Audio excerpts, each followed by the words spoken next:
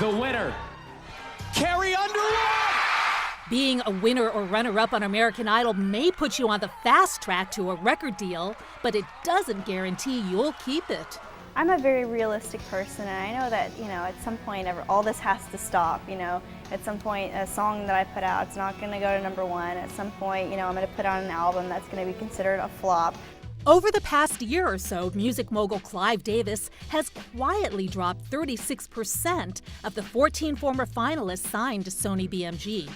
Gone are Season 2 winner Ruben Studdard, Season 5 champion Taylor Hicks, and first runners-up Catherine McPhee, Diana DeGarmo, and Bo Bice. It's not really let go as much as contracts are up. You either decide to renew a contract or you don't.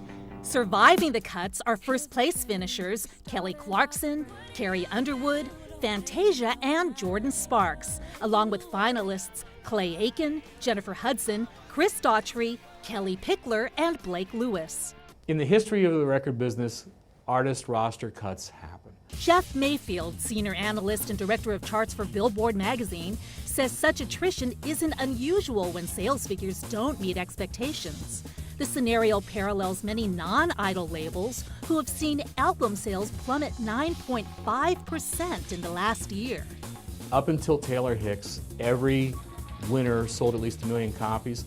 That's a pretty good track record, actually. Fans snapped up nearly 10 million copies of Clarkson's 3 albums, about 8 million for Underwood's 2 CDs, and 3.6 million for Daughtry's debut disc.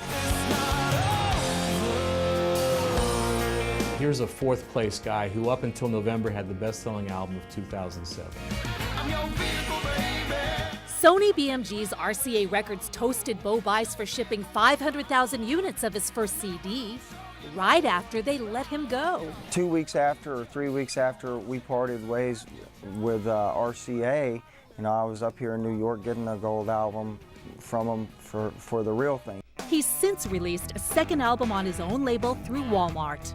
A lot of this stuff it has to be bankrolled by my pockets, and I don't have deep pockets. Being dropped by a label doesn't mean that you're over. It's a challenge, but it doesn't mean that you're over. It's the equivalent of almost being a free agent in the sports industry. The trick is staying in the game. Denise Kwan, CNN, Los Angeles.